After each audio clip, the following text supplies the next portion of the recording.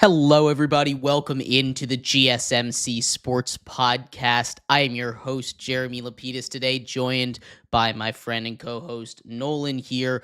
This is going to be a busy show. Lots to get into. We're going to get into a whole bunch of NBA topics. A new head coach has been found for the Phoenix Suns. We'll talk about potential head coaches in landing spots for the New York Knicks, as well as getting into some stuff surrounding the NFL. Saquon Barkley says he could retire early, some potential trade movements, and what the best college football playoff format is. But before we get into any of that, remember, if you would like to be an even bigger part of the show than you already are, all you need to do is go to gsmcpodcast.net. Or if you're on YouTube, you can use that super chat feature. If you do either of those two things, a message should pop up on the bottom of the screen for you, me, and everybody else around the world to see. If you do have a burning question about sports, anything at all that you would like to ask, go and throw that in the comments. Throw it in the chat. I will get to it as soon as I possibly can. I appreciate everybody so much for sticking around, talking some sports with me here on a beautiful Wednesday, June 4th. But like I was saying, me and Nolan here are ready to break down the biggest topics in sports here. Nolan, how are you doing today? You know what? For being kind of gloomy where I am, I've had a great day. But a lot of news in sports today, so that's always keeping me interested. It's always nice when you have a lot of news, breaking news coming out in the world of sports. And like I said, no sun, but hey, at least we got news with the Phoenix Suns. Hey, little play on words right there. I want to try. Hey, I love it. We'll get to that in a little bit. We're actually going to start off up in New York. Same kind of idea. The coaching search over there has officially started. The New York Knicks are looking for the next guy after Tom Thibodeau brought in the most successful season as far as finishing in the last 25 seasons, leading them all the way to the Eastern Conference Finals, I should say, against the Pacers, taking down the Celtics, which is how this team was built. But now a time for change after Tom Thibodeau fired after this season. There are a lot of different ways that this could go. This is going to be a very important coaching search. There's some run-of-the-mill guys they could take, the favorites, of course, being guys like Mike Malone, a retread, rehire, a guy that's been around the league, a kind of staple in head coaching circles, a guy that was fired by the Nuggets earlier this season, has won championships before. There's lots of guys out there for them to get. But there's a lot of other names out there that I think might be a little bit better than the favorite in Mike Malone. And I'll start with you, Nolan. Who do you think is going to be the Knicks' number one target for their next head coach? And who do you think they end up hiring? Yeah, obviously, the market. It's Mike Malone. That is honestly, I think, is probably their best bet. But if I have to step away from that, if we have to step away from Mike Malone, we were just talking about this earlier. I think Mike Budenholzer would be a great head coach pickup. He's currently, not with a team, but through his previous experiences with the Bucks, winning an NBA title, he only had one season with the Suns. He didn't do. It wasn't even, he had a pretty. I won't say the most successful season, but it wasn't horrible for the spot he was put into. Yeah, he has Book, KD, but who else is really on the Suns that can really make the team a playoff contender? Bradley Beal. He was not playing his best basketball. We all know that. He signed for an unholy amount of money for the age that he is. And Bradley Beal is currently dragging down the Phoenix Suns with that paycheck. And them firing Coach Bull, their coach, for it, absolutely unbelievable in my opinion. I think he should still be there. But, with him being out of a job, I think he can 100% be their next option. He's a great coach. Like I said, he won a ring in Milwaukee. And honestly, that team – that Milwaukee Bucks team that he won with is kind of a close replica to what this Knicks team is. Got a great big in Karl Anthony Towns and Giannis at the time. A lot of similarities in players. A lot of talent on both sides for him to go coach up like he's been doing his entire career. And he's always had successful careers when he has decent players around him. But the Suns this year only had two solidified All-Stars, and for a team that only has two All-Stars and really nothing else, you're not gonna be a dominant team like the Suns used to be. It'd be kind of funny though, go seeing him coach against the former team that he beat in the NBA Finals. But I think, or just no, he didn't do that. But it's always kind of funny. He went from the Bucks to the Suns after he beat them, the Suns, and now he can go to New York. I think that'd be a great fit there, but that's just my opinion. There's a million other coaches, but I think Coach Budenholzer would be probably their best option. Yeah, I think Budenholzer's a really interesting one for sure.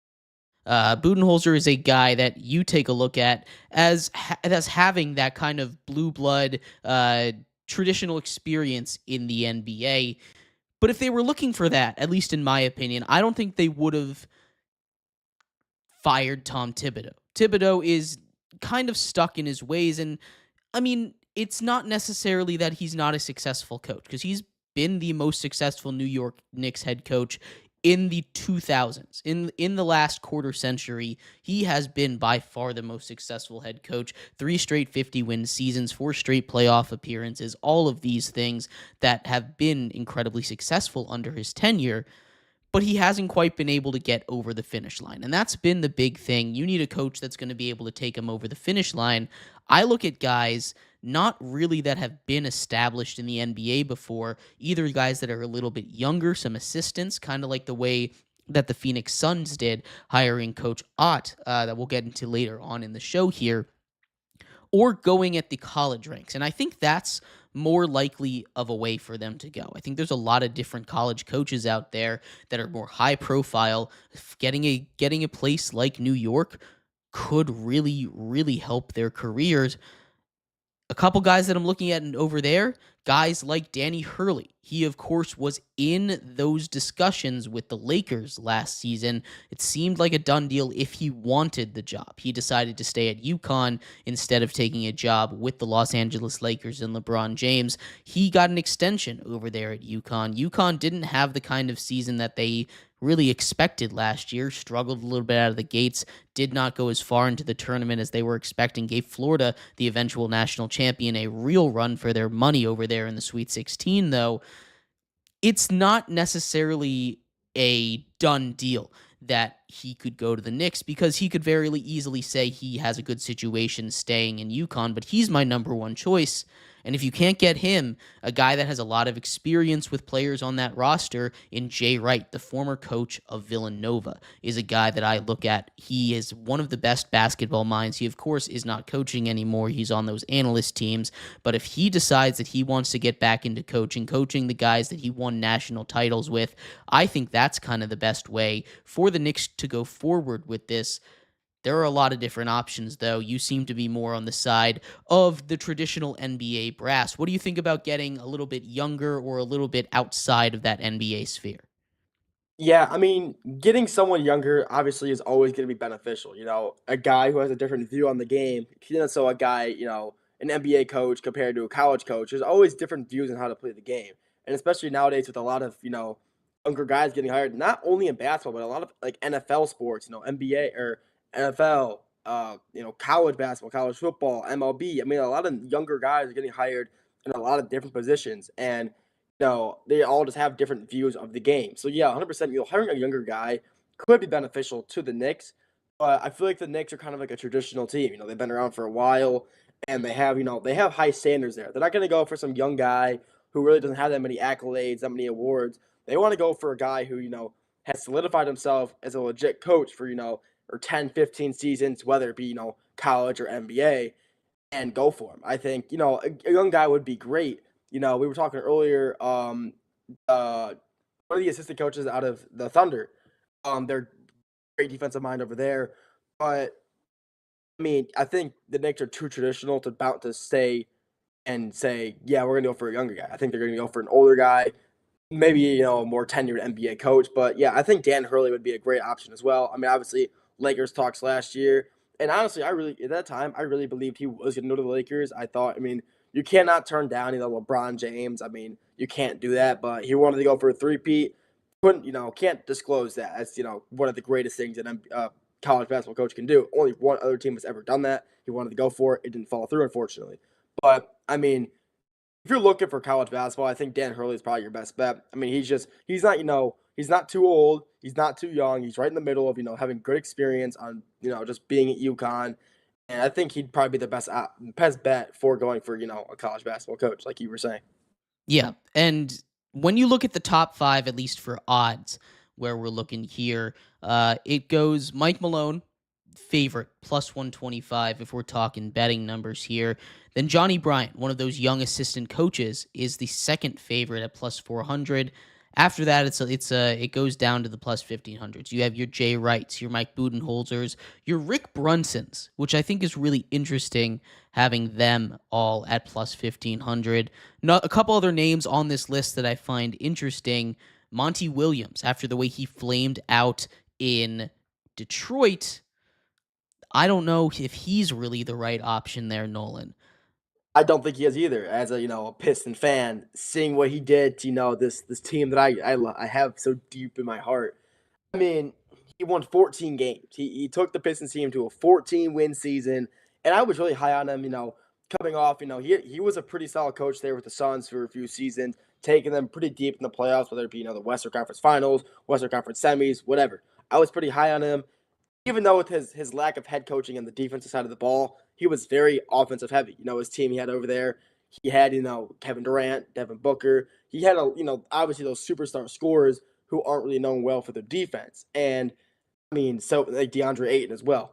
But yeah, I mean, him being even listed is kind of insane. I don't believe Monty Williams should ever be touching an NBA court ever again, even though he did just do really well with the Notre Dame men's basketball team this season. I didn't even know he was in Notre Dame until I saw a post at Notre Dame congratulating him on, I believe it was like being named like an all conference coach. So congrats to him. But after what he did in Detroit, 14 wins, I don't think he should be an NBA coach ever again.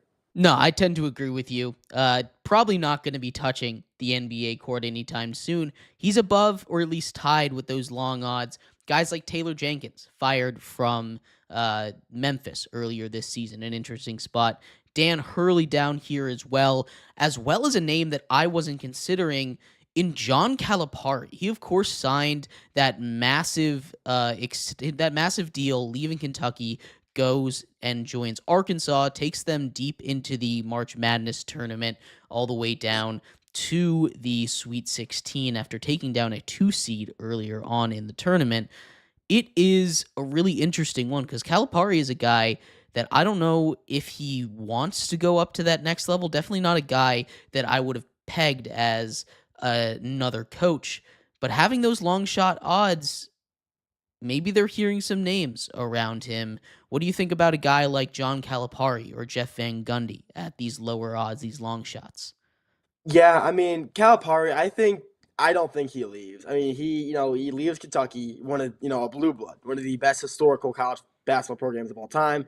He needs to go to Arkansas. He is building something really, really good over there in Arkansas.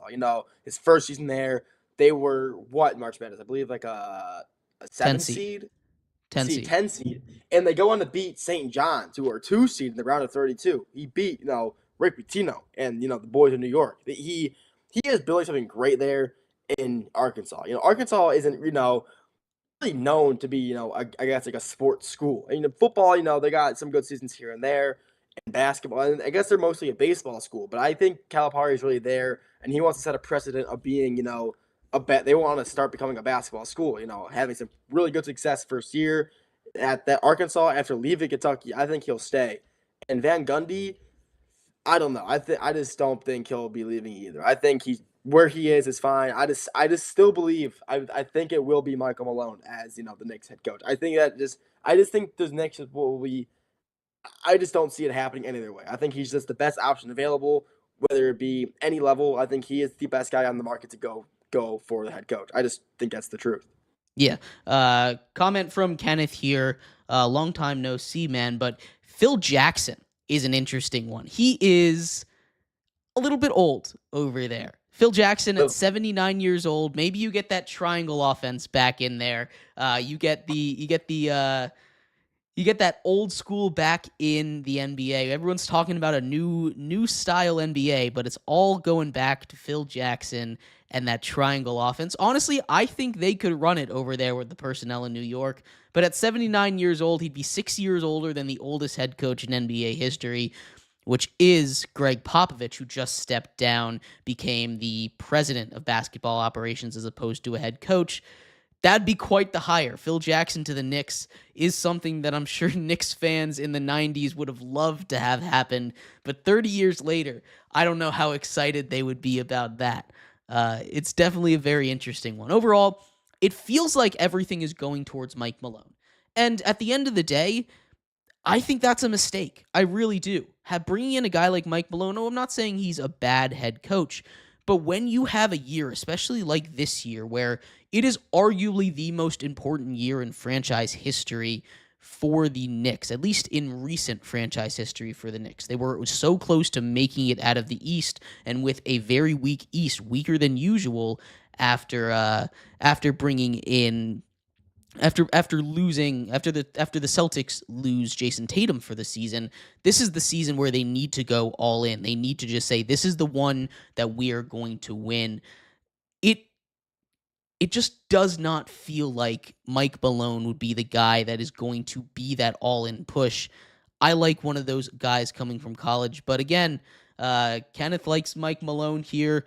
It seems like you like Mike Malone here, Nolan. It's going to be a very important decision, maybe the most important decision the Knicks have had to make in the last 20 to 30 years for this coaching spot. But we're 100%. Go for it.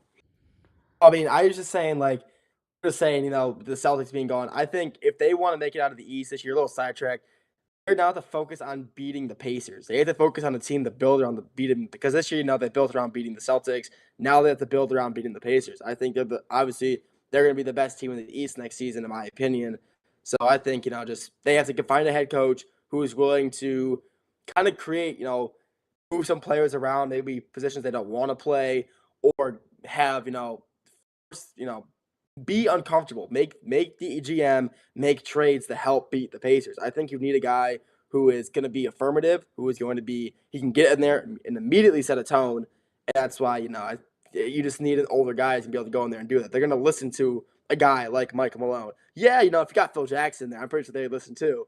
But I'm not really sure if Phil Jackson's really cut out to be coaching the NBA anymore. Like you said, if this was the 90s and, you're getting Phil Jackson, I mean, the Knicks are probably winning 3 or 4 NBA championships, but this is the 90s. But we're done with the 90s. This is the 2020s. It's a different era, man. It's a different era.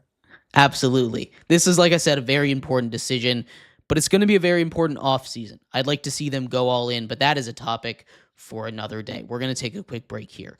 When we come back, we turn our attention over to the world of college football. College football, of course, in the midst of another one of their very important decisions as they're in a transition era of their own with the NIL money changing the playoff formation. 16 teams playoffs is seemingly what is going to happen. Me and Nolan here, we're going to break down what the best possible scenario for that 16-team playoff, which format is best, coming up next here on GSMC's Sports Podcast. I feel like I'm losing my mind. Is everybody in the world blind? Please, Lord, give me a sign, a sign. I feel like I'm losing my mind. Is everybody in the world blind? Please, Lord, give me a sign, a sign. I wanna be the greatest. Everybody on the fake shit. I look around and feel like everybody is the fakest. I make this every day and I'm impatient, hoping one day I blow up from the basement. Statement, the top is so vacant. I don't hear shit that I think is amazing. Waiting for my day when I'm playing sold out shows for 1,000 faces. Hey, give me that crown, get in my way and to be put down. It ain't your place, I'll diss my town. If I want that shit, then I'll get it right now. I'm losing it, the noose it fits, some losing shit, a stupid myth. You choose to live or choose to dip, you choose to fight or lose your grip and lose a gift. I feel like I'm losing my mind. Is everybody in the world blind? Please, Lord, give me a sign, a sign. I feel like I'm losing my mind. Is everybody in the world blind? Welcome back to the GSMC Sports Podcast. I am your host, Jeremy Lapidus, joined today by my friend and co-host, Nolan here.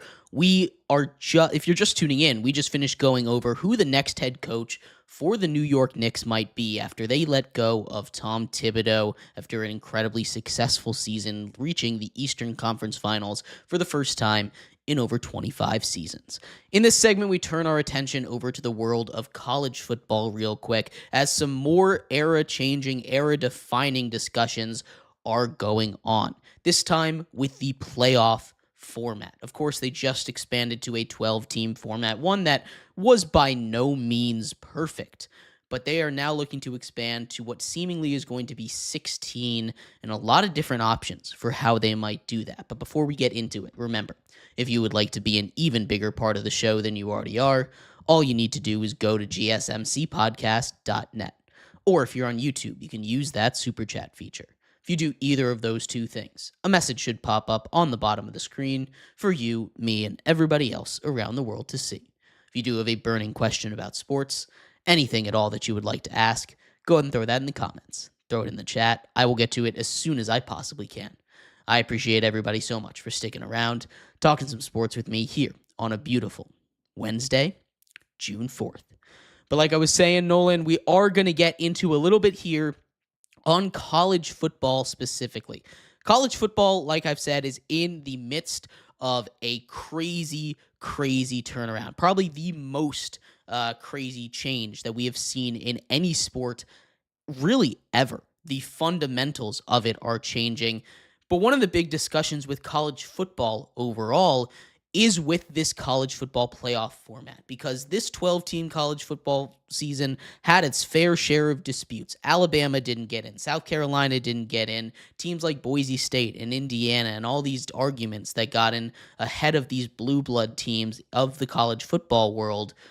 Now they have the chance, with the SEC really truly in charge kind of with the Big Ten, to reshape exactly how this goes. There are a lot of different proposals out there. The 5+11, the 4+4, 4-4-2-2, the just straight up 1 through 16 seeding. There are a lot of different ways that they could do this 16-team seeding style. Nolan, what's your favorite one? If it was all up to you, if the NCAA came to you tomorrow, the president said, Nolan, I want you to pick how we do our 16-team playoff format. Which one are you picking, and why are you picking that one? Honestly, if it has to be 16, if it has to be 16 teams, I'm doing just the best 16. I think the best 16 teams make it. I don't think, Notre Dame, independent, maybe they're not ranked top 16, but they make it somehow. I mean, they're independent. I don't like that, these teams get, they're officially locked in just based on, winning their conference. Let's say, South Carolina, for example, just randomly. They win the ACC, or they win the SEC with a, I don't know, pretty poor record of like 8-4, just to say example. But let's say a team in the Big Ten, let's just say Northwestern, they're 5th in the Big Ten with a 9-3 record, and they don't make the playoffs because this SEC South Carolina team went 8-4 and they made it. I think it should just be the best ranked and best record between the first and the 16 seeds. I think the teams ranked at the end of the AP poll, the final AP poll, 1 through 16 should be the teams that make it. Maybe an exception. Maybe have like a qualifying game, like a play-in game, like March Madness does. Like a 17 versus 18 seed, and like the 19 versus 20 seed, maybe getting that 16, 15 seed. But I mean, I think it should just straight up be the best teams ranked at the end of the AP season, 1 to 16, and then go from there. I think it's just the easiest way to do it. It's just the fair. I think it's the most fair way to do it too, honestly. Yeah, no, there are definitely a lot of different ways to do it. And that straight up 16 one is a really interesting one. It's one that I haven't seen really proposed too much by these conferences, because they want that conference title game to mean something. And with that, it can really only hurt your conference to do those conference title games. If you're the Big 12, for instance, right? You have two teams, maybe one team right on that bubble. Say you have Arizona State and Colorado. These two teams are your 1 and 2 in the conference, and they're ranked 12th and 17th in the nation, right? If the 12th ranked team in the nation loses that game, there's no guarantee that that 17th ranked team is going to be good enough to get in with everything else going on in the college football world at that point. With the one I would lean more towards, and I like the idea of what you're saying of get the best 16 teams in, because I think that is the best way to do it and what they should be prioritizing rather than putting power in the hands of the conferences.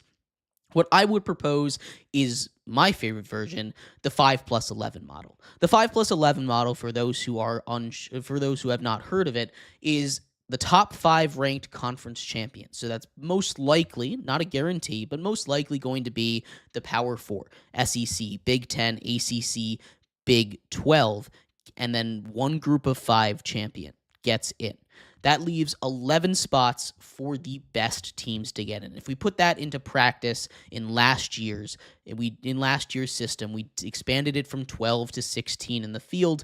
It would just be the top 16 teams in the nation. It would work exactly how you were describing, Nolan, where it would be the top 16, 1 through 16, as it was decided in that AP poll.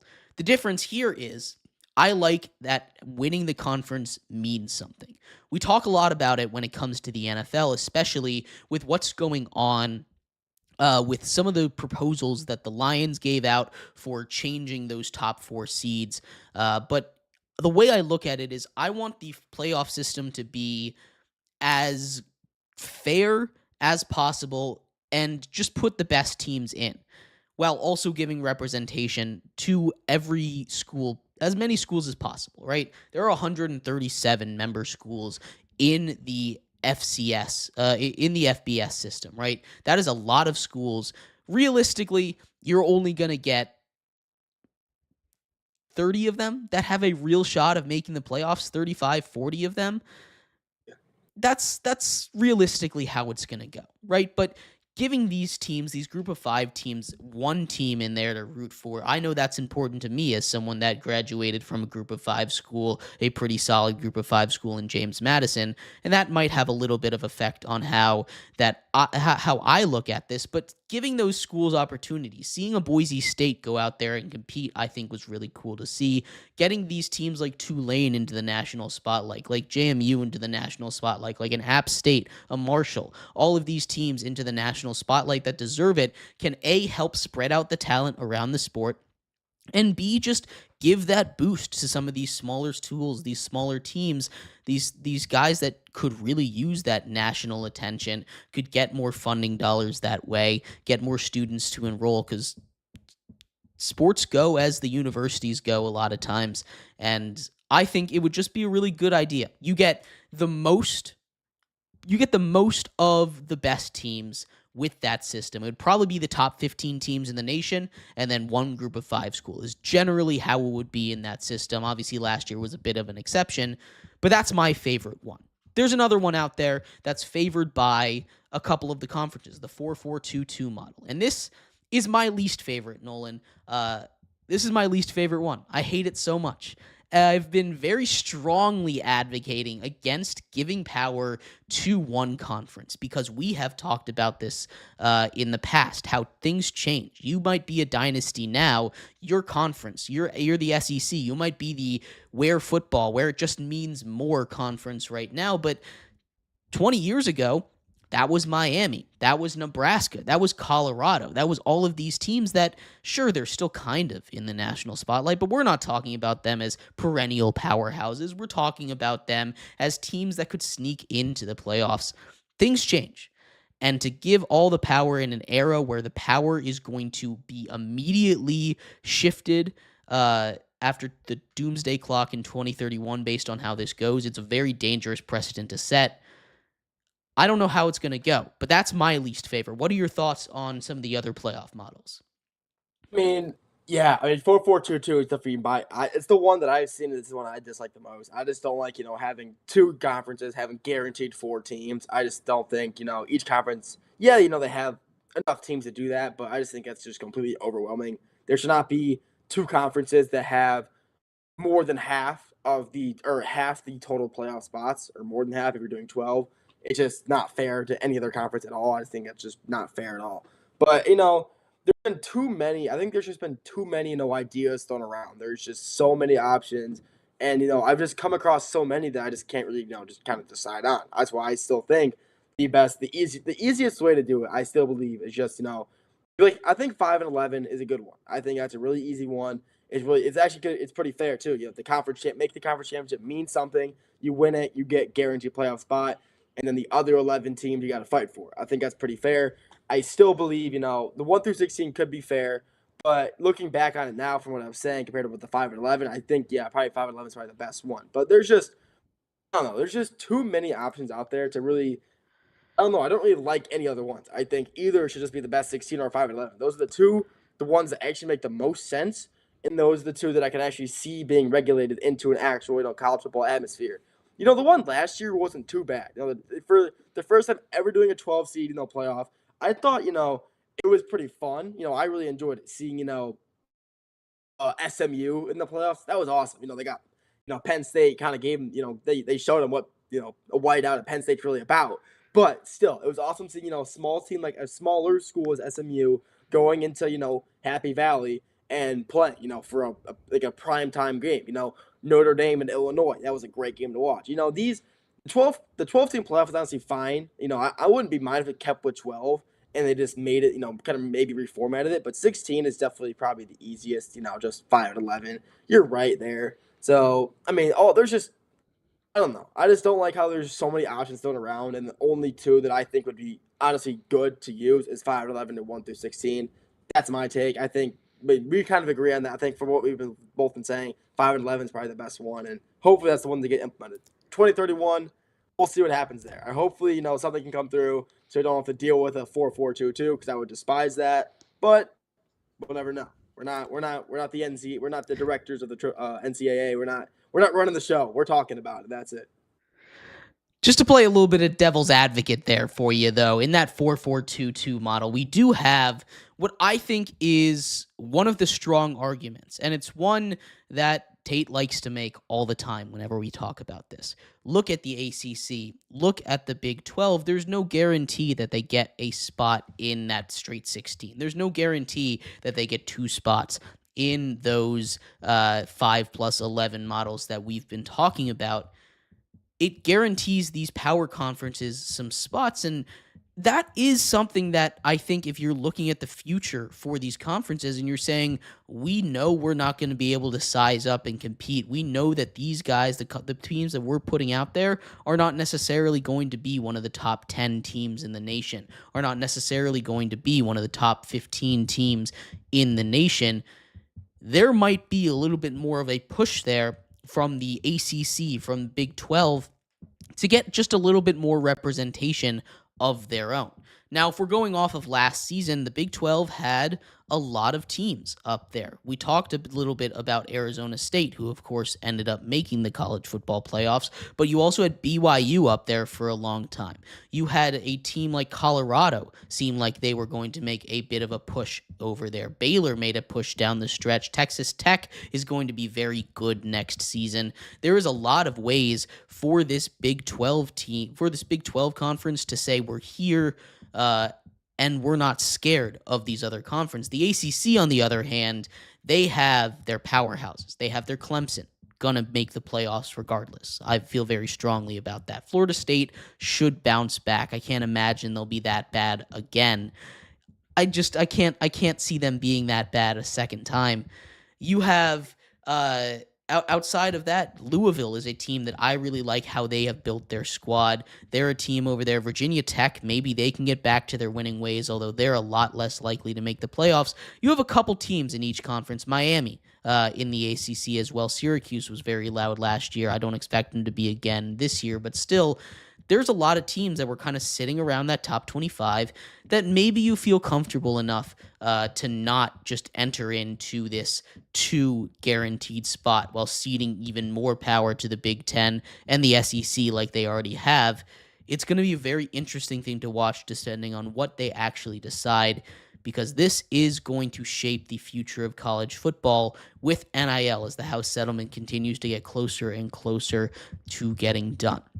But like I said before, my favorite model is that 5+11 model. I just think that's the best way to do it overall. You get that conference championship game to mean something while also getting the next best 11 teams in there, and you don't even really have to reseed too much. But I would love to hear your guys' thoughts. What do you think is the best college football playoff format model? Which one would you choose if you were the president of the NCAA for a day and you had to make that decision? I'd love to hear what you have to say. We're going to take a quick break.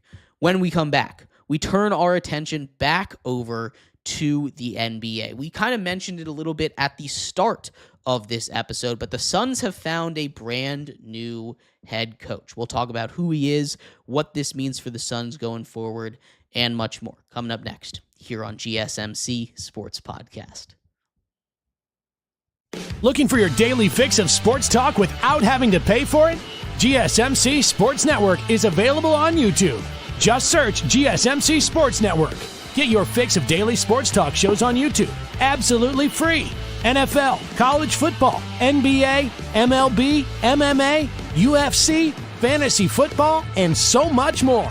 GSMC Sports Network has shows running all day long, with new sports shows starting every 2 hours. Just like on your favorite cable sports channel, except GSMC Sports Network is absolutely free. Just search GSMC Sports Network on YouTube to catch one of your new favorite shows, like the GSMC College Football Podcast, Chip Shot Football Podcast, Hoops and Heels Women's Sports Podcast, GSMC Basketball Podcast, and so many more.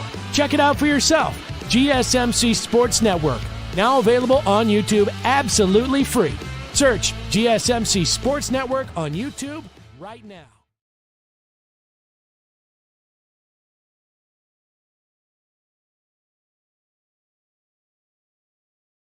For the best and latest podcasts available anywhere, go to the podcast app on your cell phone and type in GSMC to access free content-rich podcasts on health and wellness, book reviews, sports, entertainment, relationships, social media, movies, technology, finance, and even weird news. Subscribe and download the GSMC Podcast Network's family of shows, available everywhere podcasts are found.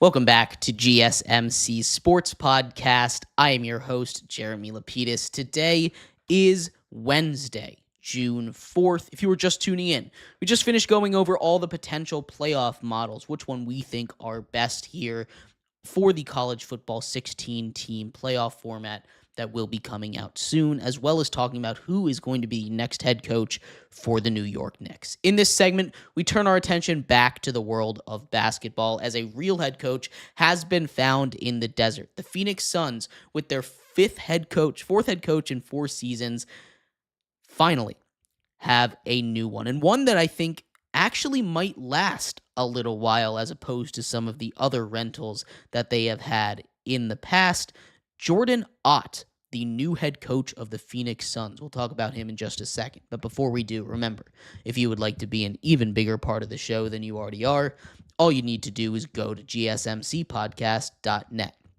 Or if you're on YouTube, you can use that super chat feature. If you do either of those two things, a message should pop up on the bottom of the screen for you, me, and everybody else around the world to see. If you do have a burning question about sports, anything at all that you would like to ask, go ahead and throw that in the comments. Throw it in the chat. I will get to it as soon as I possibly can. I appreciate everybody so much for sticking around, talking some sports with me here on a beautiful Wednesday, June 4th. But like I was saying, we are going to get into everything we need to know here about Jordan Ott, the new head coach for the Phoenix Suns.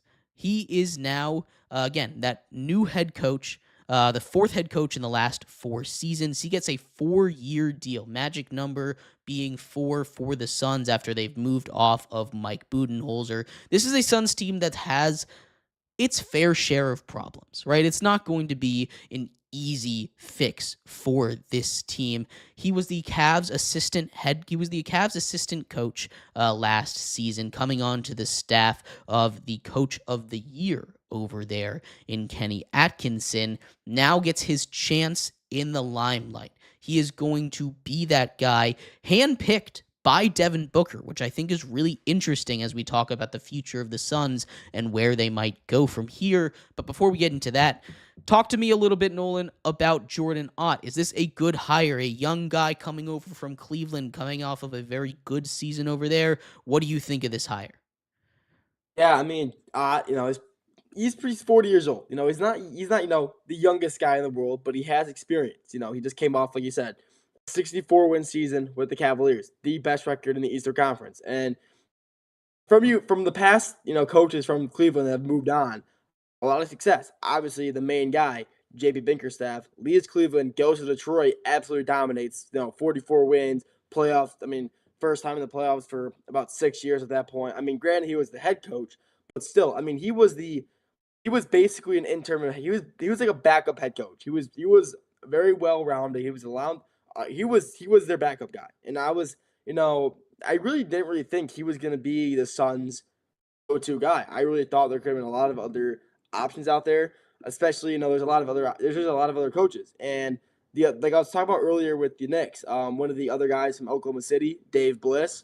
He's kind of one of the guys I kind of would have saw coming. The Suns aren't a very defensive heavy team, but Dave Bliss is. I think he could have came over, and the Suns are a great offensive team. They don't need any more offense. They need defense, and he would have definitely helped build up that defensive scheme. But obviously he's in Cleveland. I didn't really know the guy much until the news broke today. I don't really know. I don't go deep into NBA assistant coaches, and that's not my forte. But I think it's definitely a good pickup for the Suns. A young guy. Hopefully, he can kind of go in there, bring some energy, bring some sparks. Because if you watch the last 10 games of the Suns, at least I guess followed along, you would see they basically gave up. Obviously, all their starters are resting, their backups in, and they weren't even trying. It's just a really bad spot right there in Phoenix. And this Ott can definitely come in, hopefully bring some energy to this franchise that desperately needs it, and can maybe bring them back out of a slump that they're currently in. Going 36-46, missing the playoffs. But hopefully he can come in, bring some energy, bring something positive to this organization. They can hopefully get them out of the gutter and maybe make it to the playoffs once again. One thing that I want to focus on with Ott being hired there is the fact that Devin Booker was a part of that search. There were a lot of trade rumors around a lot of these star players for the Suns. Of course, it's all but a done deal that Kevin Durant is going to be out with the cap numbers that the Suns are dealing with, as well as with just the situation that they're in. Bradley Beal said he's open to moving during the summer. He wasn't really open to moving in the middle of the season, and that's something to watch as well with his massive contract, although I doubt there's going to be too many suitors for a guy like him after how he has been playing recently. You keep Devin Booker, though, because he has decided and he has been a part of this head coaching search. There are also rumors around him. I heard a lot of rumors about him potentially being traded to a team like the Pistons, being moved off of as the franchise guy, which I thought was going to be a mistake. You can't really just get rid of everything if you're the Suns, but you do have to hit that reset button at least a little bit. And bringing a guy like Ott, a guy that is focused on that offensive side, has a little bit of effect on the defense, kind of fits that Suns vibe a lot, how that team is built. But with the fire sale that's kind of going to come out of this Phoenix Suns team, moving off of Kevin Durant, kind of resetting that franchise, resetting it once again around a guy like Devin Booker, as opposed to around KD, extending their championship window, I should say, is going to be a huge part of it. I like this move a lot, but it does kind of say a lot about where the Suns go in the future from here. And it does confirm that Devin Booker is going to be a part of that future plan, which I think is super interesting. Yeah, I mean, there is no confirmation. I feel like this is something that would definitely happen. They're definitely not going to get rid of him, but I feel like I've heard stories before of, guys coming to help the head coach position, and then they get traded the season later or like this next offseason. I feel like I've heard stories like that before. I doubt it though. But Booker's been there for so long. I mean, there's just no way he leaves. There's no way to get rid of him. I think he'll end up retiring a Sun. There's no way he doesn't. But this Suns team has a lot of potential. They're still even with the record they had this year, they still have a solid roster. Obviously Devin Booker, one of the best guards in the NBA still. Obviously, you had KD. If he manages to end up staying in Phoenix, I'll be so surprised if they somehow manage to figure something out, which I don't believe will happen. I think he's gone. Kevin Durant, he honestly wouldn't be surprised if he ends up in Dallas somehow in Dallas. Who knows? But I mean, that's something would happen too.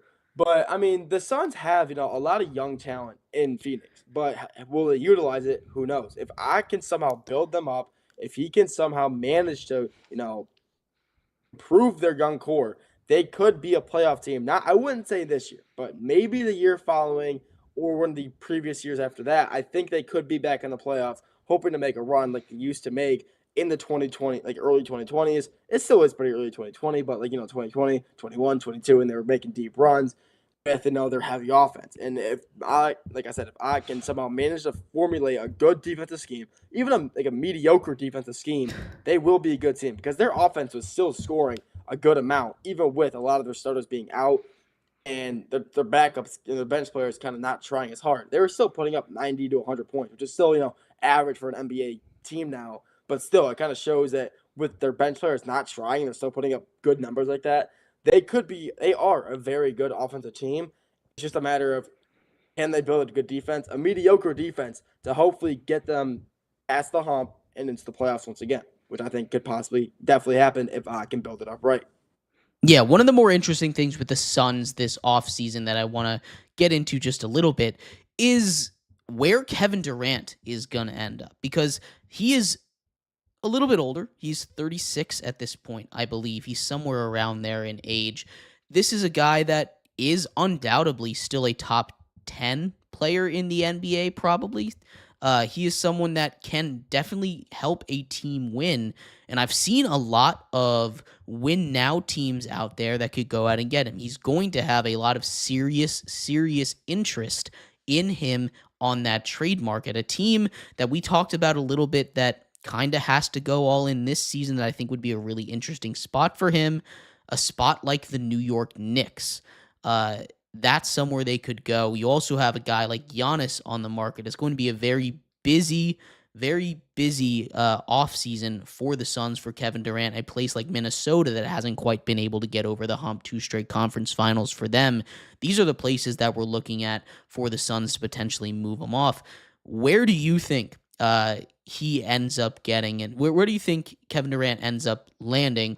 And what kind of package do you think it's going to take? How many first-round picks for a guy who's more like a rental than a long-term option?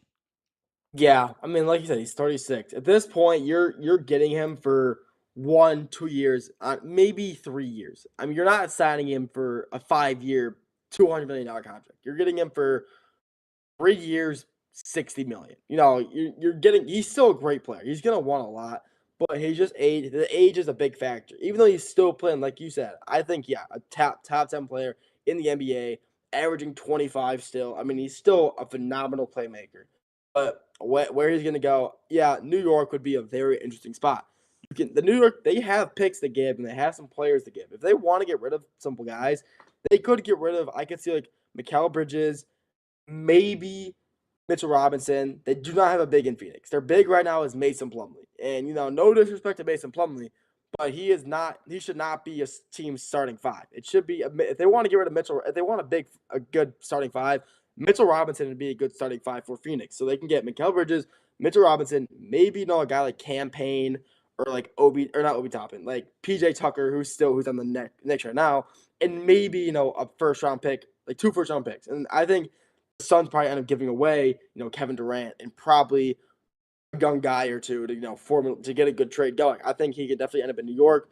But, he could also end up in some random spot where nobody sees coming. Maybe he goes people are speculating he goes to the Miami Heat. I can see that. Miami is a team that has a lot of talent. They are a pretty young team centered around, honestly, I think they're centered around Adebayo. I think he is obviously the best player. Obviously, you have like a great player in Tyler Hero, young star, Jamie Vasquez.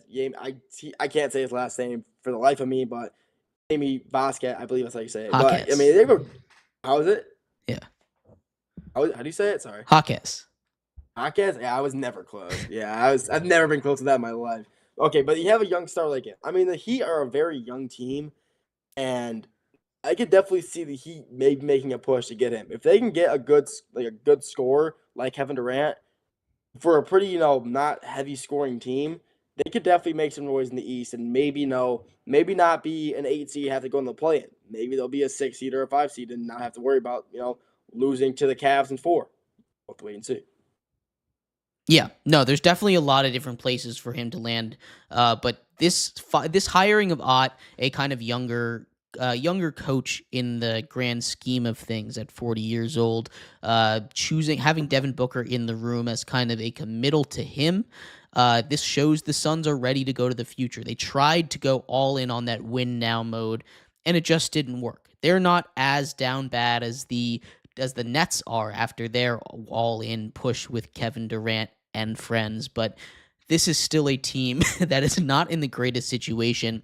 The good news is no team in the NBA has any cap space other than the Nets this offseason, so it's not like it's going to be a super big free agency market. So guys like Kevin Durant on the trade market, guys like Bradley Beal on the trade market are going to be a lot more valuable. So it's going to be very interesting to watch what the Suns do as they move forward into this new era of Suns basketball. But we're going to take a quick break. I'd love to hear your thoughts on what you guys think about this Ott hiring. When we come back, we're going to turn our attention over to the NFL. The NFL has a lot of rumors going on, of course, some potential trades with some star tight ends, as well as where some guys that have already asked for trades, some corners like Jair Alexander and Jalen Ramsey might end up. That's coming up next here on the GSMC Sports Podcast.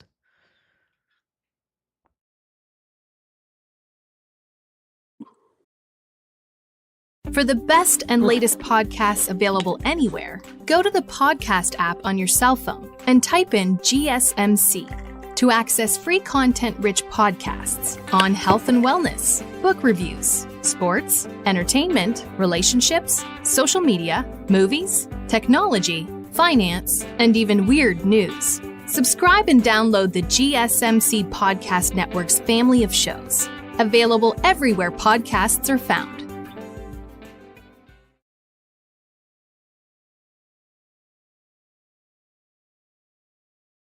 Looking for your daily fix of sports talk without having to pay for it? GSMC Sports Network is available on YouTube. Just search GSMC Sports Network. Get your fix of daily sports talk shows on YouTube, absolutely free. NFL, college football, NBA, MLB, MMA, UFC, fantasy football, and so much more. GSMC Sports Network has shows running all day long, with new sports shows starting every 2 hours. Just like on your favorite cable sports channel, except GSMC Sports Network is absolutely free. Just search GSMC Sports Network on YouTube to catch one of your new favorite shows, like the GSMC College Football Podcast, Chip Shot Football Podcast, Hoops and Heels Women's Sports Podcast, GSMC Basketball Podcast, and so many more. Check it out for yourself. GSMC Sports Network, now available on YouTube absolutely free. Search GSMC Sports Network on YouTube right now.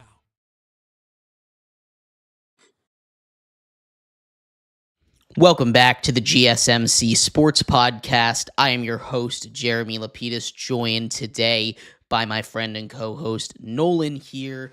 We have covered a lot of stuff in our first hour of the show. We talked about head coaches in basketball, a new one in Phoenix, and who might take over that position in New York, as well as what's going on in college football with the playoff formats. In this segment, we turn our attention to the king of all sports, the NFL. There are some trade rumors specifically around some very solid tight ends. Kyle Pitts potentially on the move, Jonnu Smith potentially on the move, and more. We'll talk about that in just a second. But before we do, remember, if you would like to be an even bigger part of the show than you already are, all you need to do is go to gsmcpodcast.net. Or if you're on YouTube, you can use that super chat feature. If you do either of those two things, a message should pop up on the bottom of the screen for you, me, and everybody else around the world to see. If you do have a burning question about sports, anything at all that you would like to ask, go ahead and throw that in the comments. Throw it in the chat. I will get to it as soon as I possibly can. I appreciate everybody so much for sticking around, talking some sports with me here on a beautiful Wednesday, June 4th. But like I was saying, Nolan, we're going to get a little bit here into NFL football. There's still a lot of offseason to go, but as a team like the Pittsburgh Steelers and OTAs continue to start, they continue to be in the news, not just because they don't really have a quarterback and Aaron Rodgers has been in the news a little bit, but because of the tight end situation, which is not what you would have expected with a team that has a guy that is so beloved as Pat Freiermuth. There had a tight end go down they had a tight end go down with an Achilles injury earlier on in the OTAs, but there's been a lot of talk surrounding trade between them and the Dolphins, with tight end Jonnu Smith being involved. Jonnu Smith, of course, had a breakout year last season with Tua Tagovailoa, really even without Tua over there in that Dolphins system. He ended up being a Pro Bowl level tight end, one of the best tight ends as far as counting stats go last season. He is a very interesting piece. He's a little bit older, so I'm not sure how much this trade is really going to be worth, but he's looking for a brand new contract. To the Steelers, does that make a lot of sense? What do you think about this Steelers looking for a new tight end kind of situation? Yeah, I mean, obviously Pat Freiermuth. He is one of the best tight ends, not only in the AFC, honestly, in the NFL. He is so good. Honestly, I know that because fantasy. He was my fantasy tight end. Great for me. But I mean, Pat Freiermuth is a great tight end. They don't need a new tight end one. What they need now is a good tight end two and a good blocking tight end. So if they want to run, some power back or some double tight end scheme, and they want to, get a run play out of it, maybe go for a quick shuttle pass or something like that, they need a good tight end too who's going to be able to control the line, get off his block, and maybe go, find an open route. And I think, Jonnu Smith is a great option. Obviously, like you said, Kyle Pitts, he's looking to get out of Atlanta. But honestly, if I'm Steelers, I'm honestly looking for Kyle Pitts. Jonnu Smith is a great tight end. Don't get me wrong. He had a great season with the Dolphins and having honestly no quarterback the entire year. Tua for a few games and then a backup and multiple different backups throughout the season. And he had a great season, especially with Tyreek not playing a lot, Jalen Waddle not getting a lot of targets. He was honestly kind of the number one guy. He was their go-to. Yeah, I'm looking to pass. I'm finding Smith kind of, on an out route, on a quick pop route, whatever. They're looking for him. And he was open. He was big. He's big enough. Even with his age, he's still moving relatively well for his age. He's still as big as ever. And he's able to, get off the ball relatively quick for his age and his speed. And he gets the ball. He's a great catcher. He has plenty of receptions. He was a great tight end, and he's a great receiver. But Kyle Pitts is honestly, I just think he's better than him in all those categories. I believe he was the highest tight end prospect, one of the highest tight end prospects of all time. And he's being wasted in Atlanta. Atlanta hasn't done much recently in the NFL. They really haven't. Quarterback, they had Kirk Cousins. And, they drafted Michael Penix before him. And, both of them are good quarterbacks, but their previous problems, they're not targeting Kyle Pitts at all. You would think one of them would. Nope, neither of them do. He needs out of Atlanta. And if he managed to get his way to Pittsburgh and get behind potentially, if you're a Steelers fan, hopefully a quarterback like Aaron Rodgers, he will find his home there. He can hopefully bring his name back up and to be one of the greatest, because he was, like I said, he was projected and considered one of the best tight end prospects of all time. And hopefully he can bring his name and reputation back up to those standards if he gets behind a quarterback like hopefully Aaron Rodgers, if not Will Howard. Right. Right. No, you're right. It's a very interesting situation, and we'll get to Kyle Pitts in a second, but I want to focus on the Steelers. And it's one of those things that I'm a little confused about for why they're trading for a tight end. You do lose Donald Parham Jr., who I think is a really good contested ball kind of tight end, a little bit of a blocking tight end. But you have Pat Fryermuth, which we've gone over. Definitely a top 10, 12-ish tight end. Not really a guy that's going to set the world on fire when it comes to tight end play overall. But behind him, you want a blocking tight end, you have the blocking tight end, Darnell Washington over there, the big guy out of Georgia. He is not the best receiving tight end, but he's got a little bit of juice out there when you need him. Jonnu Smith is 29 years old. Jonnu Smith is overachieving. He's looking for more money. He's most likely, I should say, not going to get traded, at least in my opinion, with what I'm seeing right now. I think the Dolphins are looking at all these options, and there have been rumors around Kyle Pitts. That one being interesting. I just don't think he is going to be a kind of guy that goes to the Pittsburgh Steelers. The Steelers, if they're making a trade, it's going to be more for a Jonnu Smith level tight end, a guy that, can kind of play a wide receiver position. As much as Kyle Pitts can do it, he's going to be too expensive for the Steelers in their current situation. I think Kyle Pitts also, and maybe I'm being my truth pill over there from Kyle Pitts, my Kyle Pitts truth pill over there. I'm not done with him. I think he's someone that still has the ability to be a very impactful tight end in the NFL. In limited action with Michael Penix, he is someone that was a lot better when you look at his production numbers. It's not going to be, Gronk level. It's not going to be Kelsey level, but for a guy that went in the top 5 in the draft, ahead of guys like Jamar Chase, ahead of guys like Penei Sewell, he just has not really lived up to his to what you expect in a guy like Kyle Pitts. But I still think he's been solid. He's been a solid tight end, but the expectations that are put on him, he kind of reminds me of a Zion level guy, right? His hype coming out of college was going to be maybe the best tight end of all time, and he is what his hype is what Brock Bowers turned into. Brock Bowers is what he was supposed to be, and he still has the ability to be it. I think having a whole offseason with Michael Penix is going to do wonders for him. I don't know if this is the year he's really going to break out, and I think I need to temper my expectations. I think we all need to start to temper our expectations a little bit with him, as opposed to being a 1,500-yard receiver. Just put him down as a really solid tight end. If he can get into the end zone a couple times, we look at his career a lot different than we do right now. He was still a 1,000-yard receiver his rookie season. He was still a guy that makes plays, even if he's not getting into the end zone. It's kind of the same problem that Julio was having down in Atlanta. Maybe there's something in the water over there, but there's a lot of potential tight end movement as we take a look around. But it's not just the tight ends that could be moved. There's also a couple corners that are out there, potential movement in the NFL. Some top guys. A guy that was in the top 10 of PFF's list, although PFF not necessarily the greatest at just listing things. They did their corner list a couple days ago. Jair Alexander is a guy that's been on the trade block for a long time. He's someone that I think is still available.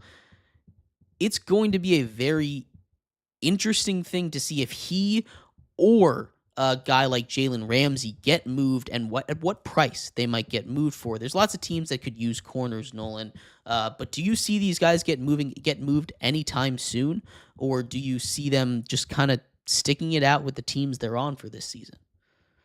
Okay, first, Jair Alexander. I don't think he leaves. I think he will end up staying in Green Bay. I think Green Bay loves him. The fans love him. I think Green Bay is a great team. They made the playoffs this year. They had a great record in the very, very good NFC North. I just do not see a reason for him. I don't think he leaves. I don't think the Packers want him to leave. I just don't think they can come to a decision on what the contract wants to be. I think he wants to stay there, but he wants a lot.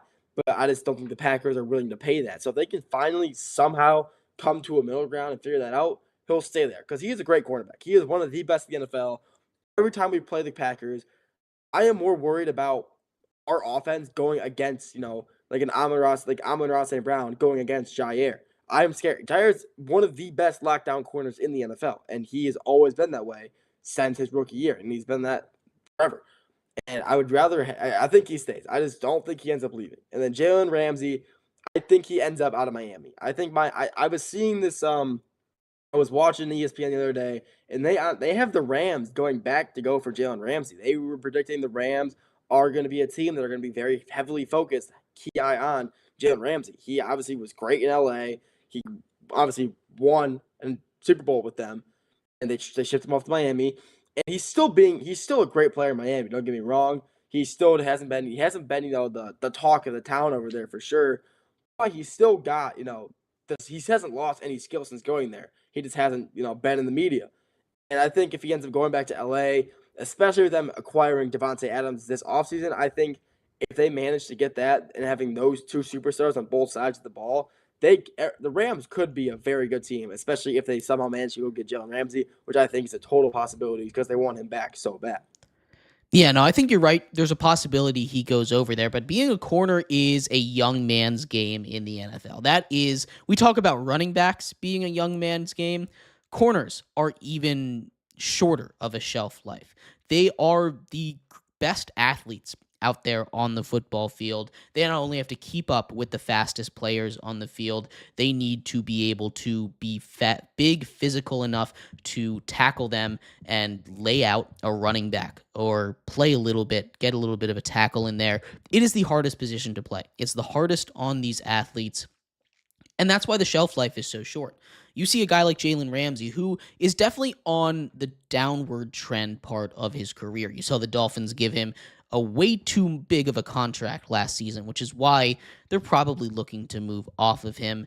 It's just not a good fit over there. Now, I think he is honestly more likely to spend the year in Miami because I think they're asking for too much. He is a very big contract. It's not going to be easy to move off of that. Jair Alexander is a guy that I look at for someone that if there's going to be that corner to be moved, it's going to be him. He's still got a couple years left. He's been dealing with injuries, but when he's out there, like you said, he's still been that lockdown corner. He hasn't shown as much signs of regressions, and I think he's still got a little bit of time left before he really starts to fall off that cliff that we see a lot of corners do. He's going to be the one that I'm looking at. But as far as trade markets go, the one that I'm the most interested in and the one that I've been keeping my eye on the most is Trey Hendrickson.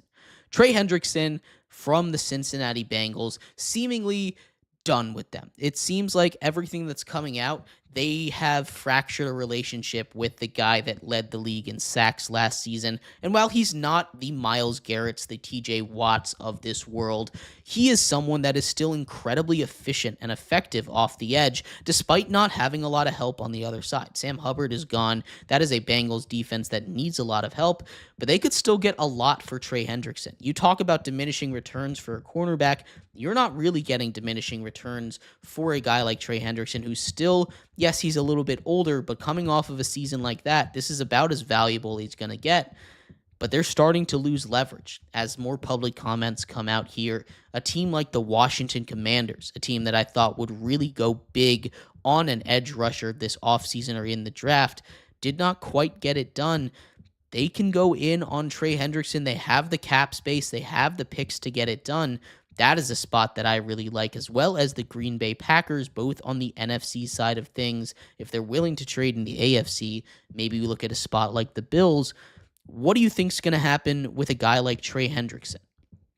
Yeah, I mean, there's no way he ends up back at the Bengals. There's been too many comments. He has publicly came out and said, this is a few weeks ago, maybe things have changed, but he stated that, they've cut off ties with him. The Bengals have basically cut off ties with him, so he's cut off ties with them. I just don't think there's any way he ends back up in Cincy. But the Bills, they did sign Joey Bosa this offseason. So, combining that defensive line, Bosa, who's still got gas left in the tank, plus Hendrickson, one of the best, interior defensive linemen and, edge rushers, wherever you want to put him in the NFL, even for his age. I mean, he's still young. He was the Bengals' heart and stone of the defense. He was honestly probably the only guy, if you're like not a Bengals fan and you think of the Bengals defense, he's probably the first guy you think of. He was their best player on defense. He was their third most paid player behind Joe Burrow and Jamar Chase. And there was a reason for it. He's just that good of a player. So if he ends up going to, the Bills, honestly, I would not, we say this every year because, they have all this talent, but they could possibly get past, their AFC Championship slump and maybe make it to the Super Bowl. But, a team like Green Bay, obviously, me being an NFC North fan, I would hate to see that. He's so good, especially us losing Frank Ragnow. That's who the guy he'd be going up against, most likely, wherever he ends up playing. But, I would not like to see him in Green Bay. And Washington, he could be an elite piece over there in Washington. He's everything the Commanders need. The defense is still pretty solid. They still got, Bobby Wagner still leading the defense. I'm surprised he's still there. I honestly kind of thought he would have retired after this season, but he's still got, he's still moving and grooving. So they managed to go get him for whatever, because I believe the Commanders have a good amount of cap space over there. They're not spending a lot of money on a lot of players. They have plenty of money to spend. So if they wanted to, they could probably get him for cheap, maybe a little more, and still have money left over to go get someone else to pair him up with. I think that's definitely a possibility. Yeah, the question is just how much is Trey Hendrickson going to cost? You talk about a guy who, yes, is a little bit older, but is coming off of his best season of his career. 17.5 sacks, leads the NFL over there. Sacks, a very sexy stat, of course, but it doesn't tell the whole story of the game. He's not necessarily the best defender over there, but getting nice pressure off the edge, it loses a lot for the Bengals. What's the kind of return you expect for him? Because he's going to need a new contract as well. You're going to have to pay him. Is it a first-round pick? Are we talking seconds, thirds? What's the price tag on a guy like Trey Hendrickson, do you think? I mean, he obviously, if you're looking at stats, I mean, like you said, a very sexy stat. If you're looking at just that alone, you're looking to get him for 2 first-round picks and some, maybe one. I mean, he's still, even at 30, I mean, he's still, like I said, he's moving well, and he's moving really good. And the Bengals are they're willing to offer him. I'm not sure the exact amount, but obviously he wanted more. I'm assuming they were trying to cheapskate him out of some good money for how good he was playing. And, if I'm, let's say the Green Bay Packers and I want to go get him. If I'm the Packers, I'm willing to give up a first round, a third round, and probably actually I'll do a first and a third, and maybe like another third for Jake Hendrickson. I think he's worth that much. It's a pretty big package for a guy that you're most likely going to have to pay that $40 million, that number, that resetting that kind of edge market. Not sure if he's really worth that, but it's definitely going to be a really interesting thing to keep an eye on over there for the Cincinnati Bengals as the offseason continues to go. We're going to take a quick break, though. I'd love to hear your thoughts. Do you guys think Trey Hendrickson gets traded? And if so, to where? What about the other players we covered in this segment? But like I said, we're going to take a quick break. When we come back, some interesting comments from Saquon Barkley. After the early retirement of Lions center Frank Ragnow, Saquon Barkley said he wouldn't be shocked if he himself retired early. We'll talk about what that means after he just won Offensive Player of the Year on the Madden cover. Is he going to retire soon? That's coming up next here on the GSMC Sports Podcast.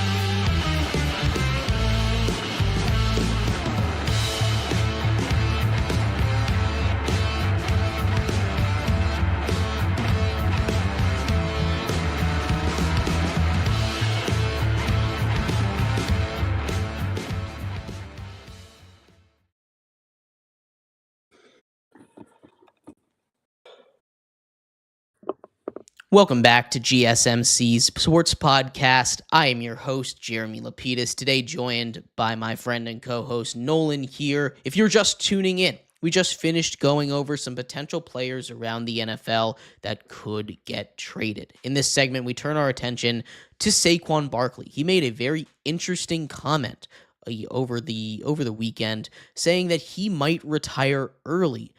In a couple more words, he said, "One day I might be ballin'. The next day I might just say it's time to hang it up," a la Barry Sanders, his favorite player, a guy that he gets compared to a lot.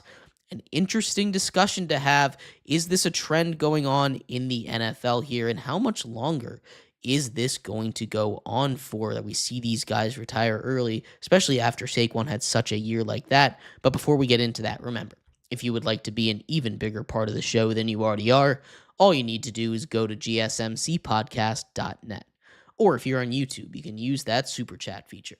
If you do either of those two things, a message should pop up on the bottom of the screen for you, me, and everybody else around the world to see.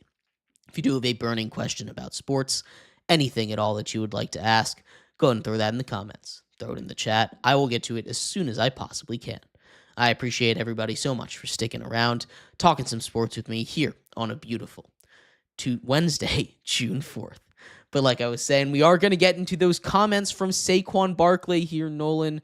It's very interesting and maybe a little scary for the Eagles star running back after having a historic season, nearly breaking the single season rushing record. If you include the playoffs, he did break the single season rushing record. He had an incredible year, culminating in an Offensive Player of the Year berth, just being named Offensive Player of the Year win, I should say, a Super Bowl championship, and being named the cover athlete of Madden. Now that comes with its own thing, curses on curses on curses, right? But regardless of that, the conversation that we're having right now is this possibility of Saquon retiring early. He is someone that has for a very long time been an incredible running back. Right now, finally getting that recognition as the best running back in the NFL after going over to the Eagles. He signs an extension. To hear stuff like that, how scared, scale of 1 to 10 for you, Nolan, are you, if you're an Eagles fan, for him to retire a little bit early? Yeah, I mean, like you said, he's quoting Barry Sanders, possibly, obviously, in my opinion, one of the best running backs of all time, honestly, the best running back of all time, in my opinion. And just like Sanders retired very early into his career. He retired. He had 10 seasons in the NFL. Saquon's already been in it for 7 years, 7 to 8 seasons now. And if he wants to take the same path Sanders did, he's already gone in 2 seasons. And if I'm an Eagles fan, I'm a little nervous because Saquon Barkley has proved to be the second best running back in the NFL last year, maybe the best. Derrick Henry and him, maybe, or Jahmyr Gibbs. Those are the top 3 in my opinion. But he can prove. He just proved he left the Giants. Sorry, you're a Giants fan. That probably must have stunk for you. But, he left the Giants after being there for years on end. He leaves, wins the Super Bowl his first year there. And if I'm an Eagles fan, I wouldn't be more nervous. I would just be kind of more mad. I wouldn't want my superstar player, my running back who we just got, to leave only after, 2 or 3 seasons. I'd want him to be there as long as he can. But obviously, as a player, as himself, he's got to focus on what's best for him. And if he thinks retiring early is the best thing for him, he should do it. It's honestly a lot more NFL recently has been a lot more mental health. And maybe there's no mental health stuff at play. I mean, he's obviously running back, getting hit a lot. Maybe stuff happens to your body. You wear down. You want to take care of not only your body, but your mind as well. And as a running back, he's taking a lot of hits. Obviously, he's a running back. And I think him retiring early wouldn't necessarily be because of him not loving the game. I think he still absolutely loves the game. I think it would just be, he wants to take care of himself and be able to stay with his family, be able to be there with his family and not have, some sort of damage to his body that prevents him to do certain things that he likes to enjoy. Yeah, no, it's definitely an interesting thing. And I want to talk about this more on a general thing than just the potential of Saquon retiring early with the shelf life of a running back, right? The quote unquote ceiling, the hard limit of once you hit 30 years old, you fall off a cliff as a running back, right? That's, I think there's special guys that can get past that, and Saquon Barkley is one of those special guys. Derrick Henry is past that, and he hasn't really shown a dip in production. There are plenty of guys that I think have the ability to continue to be this dominant player post that imaginary running back line. But the question here is, does it really affect these guys' legacies? Recency bias is a very powerful thing. I like to think about Russell Westbrook as a really good example, Chris Paul as a good example, as these guys that in the NBA are Hall of Famers. No doubt about it, right? But if they had retired 5 years ago, if Westbrook had retired before he went to the Lakers, right? If Chris Paul had retired after he was with the Suns, we would be talking about these guys' legacies a lot different. Is this something that you think affects the long-term view of how we take a look at these athletes? Barry Sanders, for instance, remembered as one of the greatest running backs of all time. He retired early, and he's a big what if, but is he a guy that would be remembered like that if he kept going until the wheels fell off? It's a really interesting question here. Really is, because Barry Sanders is, like I said, I think he's already talked about, he's one of the best running backs of all time, only playing about 10 seasons in the NFL. If he played for maybe, 5 more seasons, if he could, which he definitely could have, but let's say, if he played for 15 seasons, he could arguably be the best running back of all time if he kept up exactly what he was doing. Granted, talk about basketball, Russell Westbrook. If he retired after, he never went to the Lakers, he retired after Houston, he would be relegated, talked about, honestly, probably better than he is right now. He, obviously, OKC, prime oak, then he went to the Wizards. He was Mr. Triple-Double with the Wizards, then he went to Houston with James Harden. There is no time in his career where you could say he fell off, except for when he went to LA. If he ended his career before then, he would be talked about as possibly one of the greatest shooting guard or point guards of all time. He's up in that conversation. But if he did that before, went to LA, where kind of tarnished his legacy, he couldn't shoot, he couldn't score, he couldn't play, he wasn't doing nearly as much as he used to. He would be in greater talk. Same with Chris. Chris Paul's still been doing his thing. He's still, he's a pass first player, so he's doing his thing over there. So Chris Paul's never really changed. He's always been kind of, pass first, shoot an open player. So I think he's still kind of fine. But Saquon, if he retired, let's say in 2 seasons after about 10 seasons in the NFL, possibility of him not making the Hall of Fame is pretty high at that point. I think he's a great current running back, but if you look at an all-time scale, he would not nearly be close enough to make the Hall of Fame. And I think if he retired early, it would make an impact on his legacy, because let's say he played like Barry Sanders. Let's say he played for 5 more seasons, 15 seasons, and he kept doing what he was doing. He maybe could have won a few more Offensive Players of the Years, maybe an MVP, even though it's mostly given to quarterbacks now. Let's say he managed to win one. At this rate, he absolutely could. He maybe wins one of those, maybe another Super Bowl or 2 with the Eagles, if possible. He could be a Hall of Famer. But if he retires early, doesn't get any of those awards, won't make the Hall of Fame, and then he will be considered, big what if. What if he kept playing? What if he was able to keep playing at his level, win more awards, and then he would have made the Hall of Fame? It's only what ifs at that point, honestly.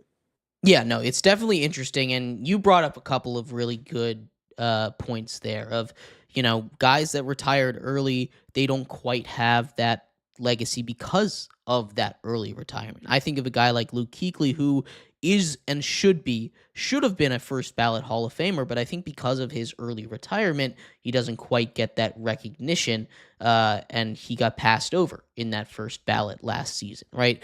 There are guys that should be remembered more fondly than they are, either because they stuck around too long or they left too early. And it's kind of an art form to figure out exactly when to retire. It's not an easy thing to do because, a lot of times these people, they want to go until the wheels fall off, and sometimes there's just a little bit too much for your legacy, right? And people have that bad taste in your mouth at the end, like a Celtic Shaq, for instance, right? People don't talk about that, but those things happen sometimes.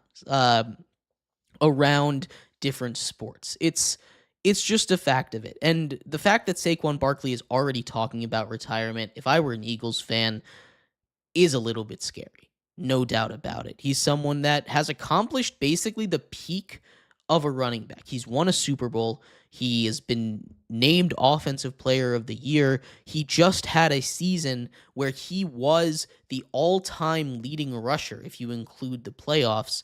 He is a guy that, if he had played Week 17, would have also broken the single-season record in the regular season. He just had an all-time year, maybe the best running back season ever. And he's coming off that already talking about retirement. So I think it's a little bit serious, right? If I had to put my panic meter on it, right, my 1 to 10 panic meter, I'm putting it at about a 6 right now, because he's not talking about right now, but you lose out on a couple years of a prime Saquon Barkley. That hurts this Eagles team that is so much built around him and that run game, specifically with Jalen Hurts. Even though they do have a lot of those very strong wide receivers and weapons, it hurts them a lot. And to have him already have his mind thinking about it, not necessarily a great sign for the future, I don't think. Yeah, I mean, like you said, they are surrounded by plenty of talent there in Philly, where honestly, he doesn't need to have the workload that he does. There is so much talent. You obviously have one of the best quarterbacks in the game right now, Jalen Hurts. He can, honestly, if he wanted to, he could play running back. I mean, he's just that big of a guy. He's not, no, I wouldn't say fast. He's pretty fast, but you put him in the backfield, he could probably last a few possessions, I would say so. You got plenty of receivers. You got Devontae Smith, the Slim Reaper of the NFL, I would say. No, he's not. He's fast. He's agile. He's quick. If you're throwing it up to him and it's a 50-50 ball, you best believe he's coming down with it. I mean, he's just a great receiver over there. Backwards, great tight end. I mean, he's gone. Is he still there in Philly, or did they trade him off this season? Do you know? They've still got him.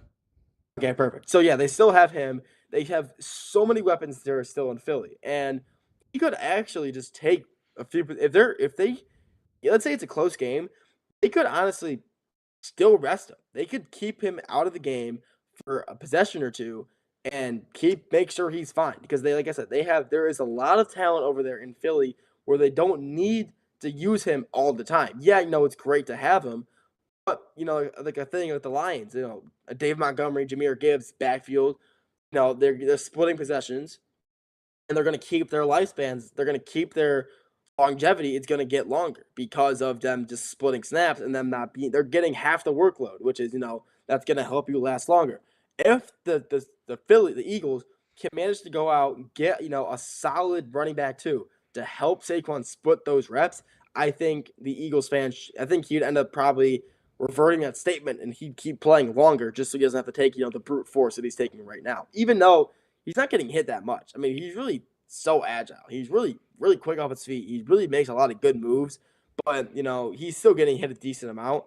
He's a running back, obviously he is, but, you get a solid running back too to back up that backfield, split possessions with him, keep him, give him a rest, keep him rested, and get him out there for possession, have him at his best, and then keep subbing in and out, and that'd keep him in the game longer, keep him in the league longer, and possibly, keep him just in the league so he can keep winning awards and maybe make the Hall of Fame.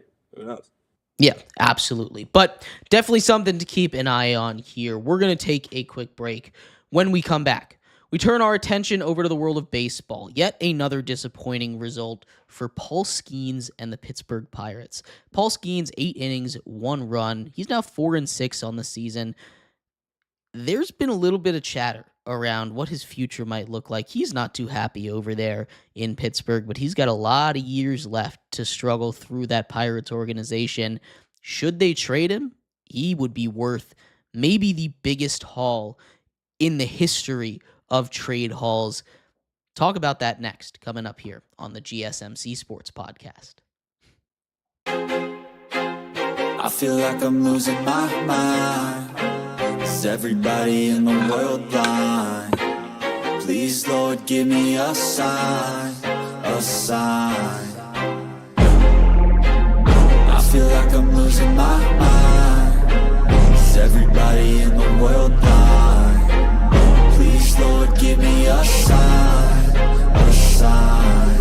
I wanna be the greatest. Everybody on the fake shit. I look around and feel like everybody is the fakest. I make this every day and I'm impatient, hoping one day I blow up from the basement. Statement, the top is so so vacant. I don't hear shit that I think is amazing. Waiting for my day when I'm playing sold out shows for 1,000 faces. Hey, give me that crown, get in my way and to be put down. It ain't your place, all this my town. If I want that shit, then I'll get it right now. I'm losing it, the noose it fits, I'm losing shit. A stupid myth, you choose to live or choose to dip. You choose to fight or lose your grip and lose a gift. I feel like I'm losing my mind. Is everybody in the world blind? Please, Lord, give me a sign, a sign. I feel like I'm losing my mind. Is everybody in the world blind?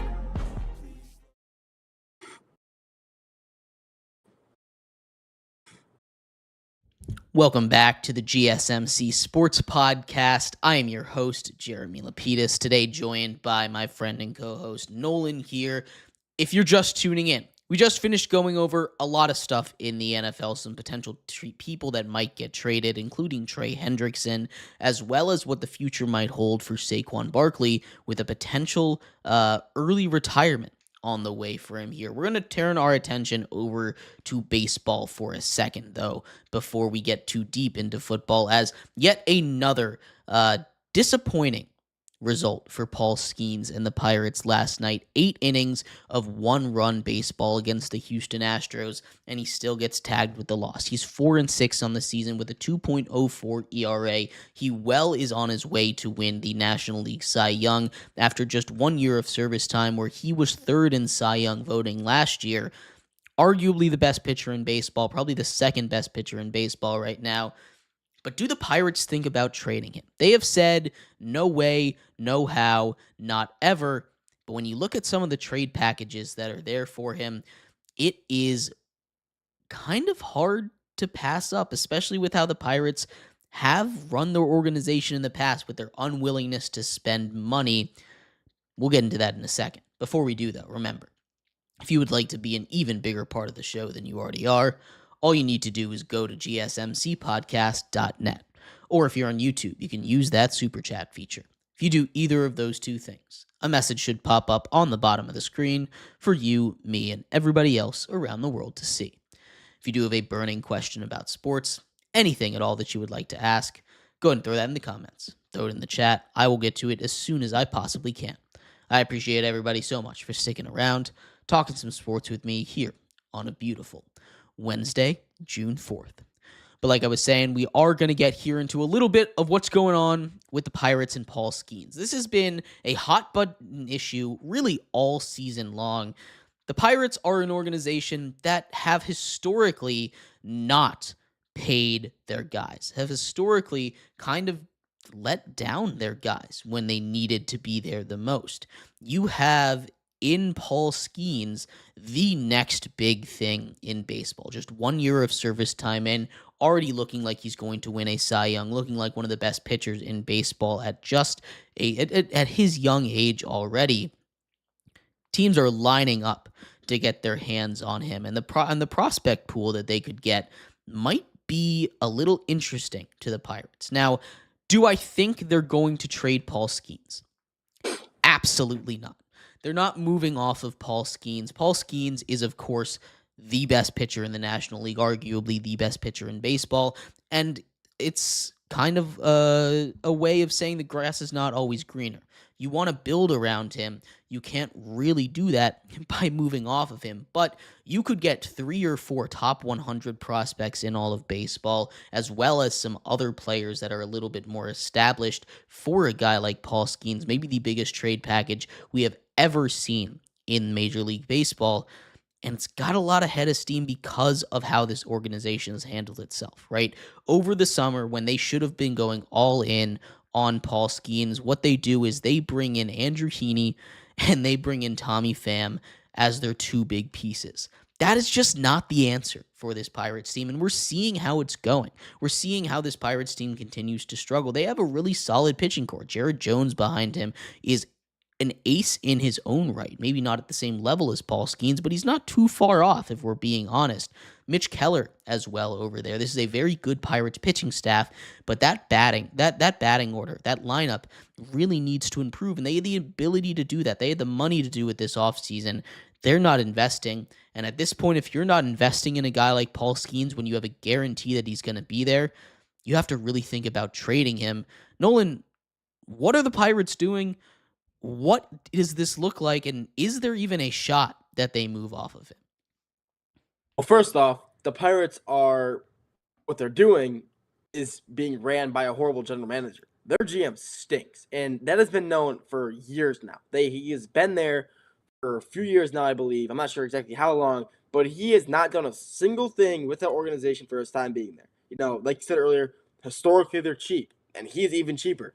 He refuses to pay his guys. That they're getting no big name guys. Paul Skeens is the biggest guy they've had come into the organization since Andrew McCutchen in like 2012. I mean, young Andrew McCutchen was a time.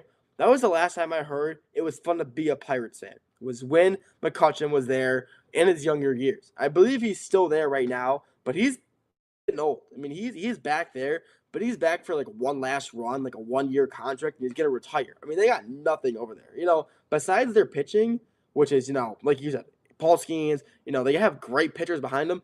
They have no good hitters. And honestly, one thing, if they were to trade him, I think, well, 100%, I think they should. I really think they should trade Paul Skeens. And I think the best option they would to trade him to the Red Sox. Because the Red Sox farm system is so good, they can get so many good players. They can get the Red Sox have 3 of the top 5 prospects in baseball right now in their farm system. If they wanted to, they could trade Paul Skeens for those 3 guys and have a done deal. That'd be a great trade for both teams. But the Red Sox, not really known for, you know, having the best rotation of pitchers, brings in one of the best pitchers in the MLB, while the Pirates lose one of their best pitchers in the MLB while keeping, you know, 2 or 3 backup other aces while bringing in 2 phenomenal outfielders and a great infielder, both all top 5 prospects right now. Yeah, you talk about a guy like Roman Anthony getting moved, the number 1 overall prospect in baseball. That would be blockbuster. You never really see that happen. He is a guy that I think Red Sox fans would legitimately riot if that happened. He is a guy that I think they see as untouchable. And for Paul Skeens, it's probably worth it. But you get Roman Anthony, you get a couple other top prospects from them. It's going to be a very, very interesting. That would be probably the best package, right? There's plenty of other ones out there. Other teams have multiple top 100 prospects, but getting the number 1 overall prospect, a guy that can instantly come in and make a difference for the bats, it's tough to give up a guy like Paul Skeens that's playing at not just a Cy Young level, but an MVP level. It's almost unheard of to get rid of a guy like that. You just can't really do that.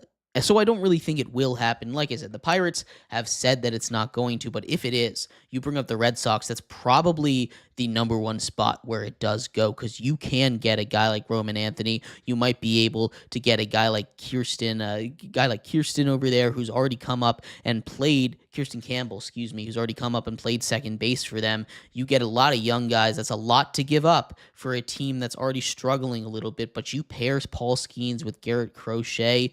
That is the deadliest 1-2 punch that we have seen in a very, very long time in baseball, and that might be how they can compete with a team like the Yankees and Aaron Judge at the top of that division.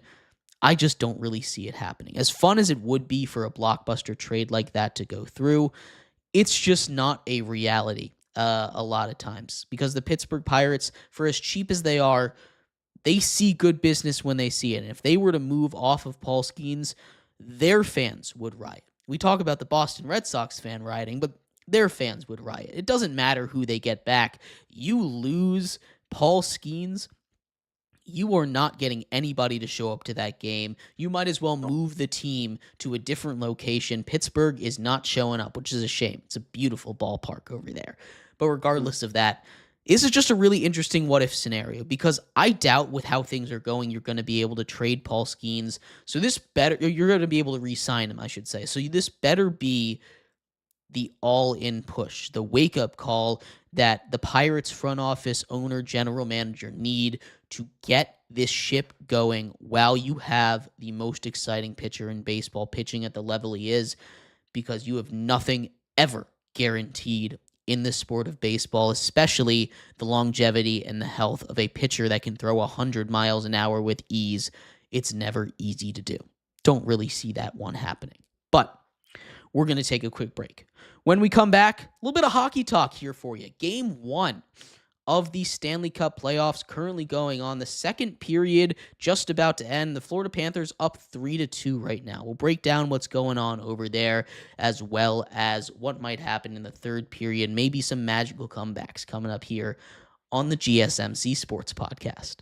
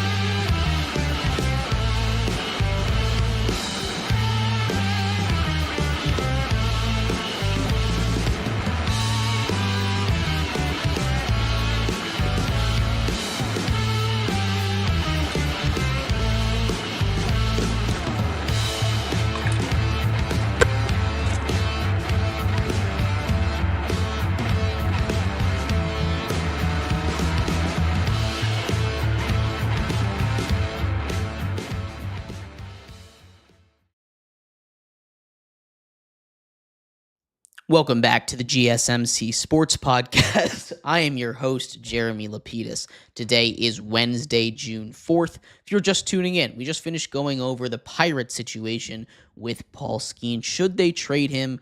Will they trade him? Two very different questions there over here. In this segment, we turn our attention to the Stanley Cup Final. Game 1 underway. Currently 3-2 in favor of the defending Stanley Cup champions, the Florida Panthers. Very fast-paced game. Lots of scoring already. We'll break that one down for you in just a second. But before we do, remember, if you would like to be an even bigger part of the show than you already are, all you need to do is go to gsmcpodcast.net. Or if you're on YouTube, you can use that super chat feature. If you do either of those two things, a message should pop up on the bottom of the screen for you, me, and everybody else around the world to see. If you do have a burning question about sports, anything at all that you would like to ask, go ahead and throw that in the comments. Throw it in the chat. I will get to it as soon as I possibly can. I appreciate everybody so much for sticking around, talking some sports with me here on a beautiful Wednesday, June 4th. But like I was saying, Nolan, we're going to get a little bit here into what's going on with the Stanley Cup Finals. The Florida Panthers, like I said, up 3-2, 1 minute, 48 seconds to go here in the second period. A little recap for you. There have been 5 total penalties, and that's the way that it goes. Power plays are the winner in this situation. We have a 3-2 game for the Panthers, 3 penalties on the Oilers, 2 penalties on the Panthers. Not all of these goals have been on power plays. In fact, the first goal just 66 seconds into the game by one Leon Draisaitl, setting up what seemed like was going to be not a great series for the Panthers, but they responded very quickly. 2 goals for them in the span of 2 minutes, one from Sam Bennett off of the skate that bounces in past Stuart Skinner. The other one from Brad Marchand, his 5th goal of the playoffs on the power play. The only power play goal of the night, despite all of the power play options or attempts that there have been. There's been a lot of great penalty kills so far tonight. Sam Bennett, his 2nd goal already in this series in the second period, extended the lead to 3-1 before Victor Arvidsson responded right away, bringing the lead right back down a minute and 17 seconds later to just 1 goal. But the story of this game has been that puck possession time. It was not great by the Panthers in that first period. They got a couple past Stuart Skinner. That's what they needed to do. but they didn't really own when it comes to shots. In this second period, it's been a lot more Panthers as the scoring has sort of just slowed down a little bit. They've come up now. They were down in that shots. Now they've got 24 shots on goal, and they continue to dominate. The Florida Panthers dominating in that faceoff circle as well. They destroyed the Oilers in the first period. The Oilers have come back a little bit when it comes to faceoff, but still 61% of the faceoffs tonight have been won by the Florida Panthers, and that is going to be a huge, huge piece. As I say, Evan Rodriguez high sticking against Leon Draisaitl. Oilers looking at making a comeback here. They've been the comeback kids so far these playoffs. Nolan, you give them a shot with a period and a little bit of change left going on the power play here? Absolutely. It's just Edmonton is the team. Even though it's a rematch of last year, I want Edmonton to bring home the Stanley Cup this year. I think they deserve it.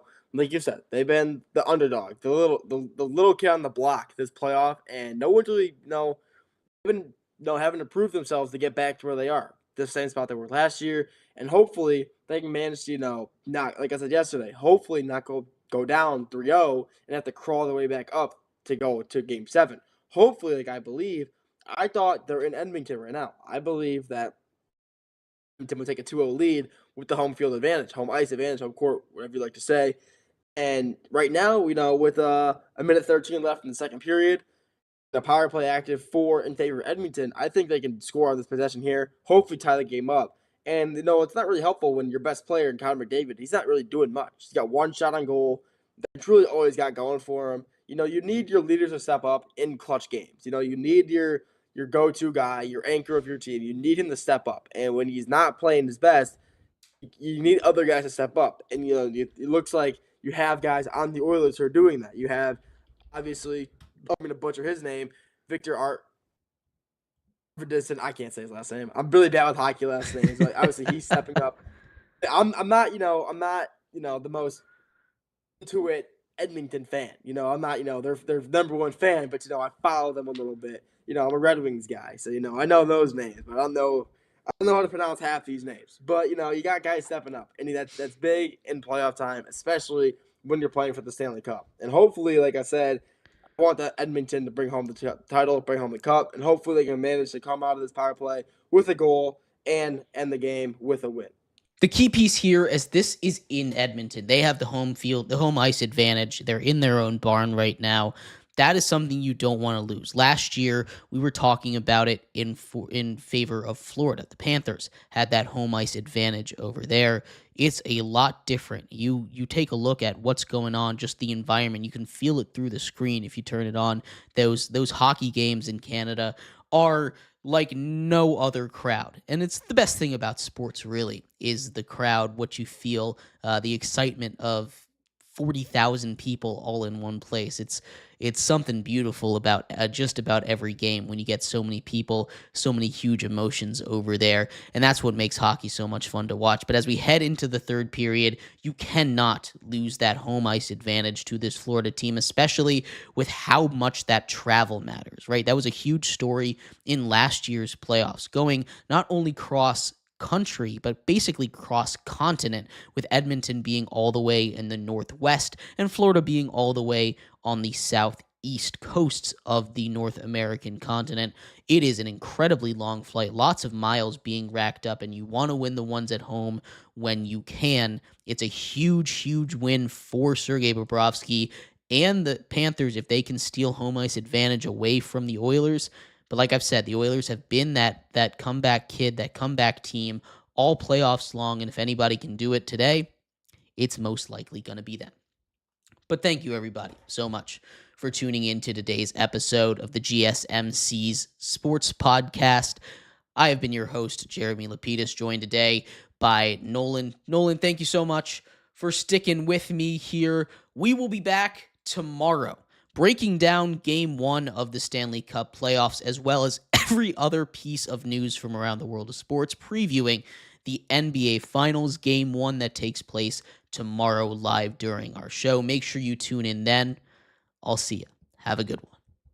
Bye-bye.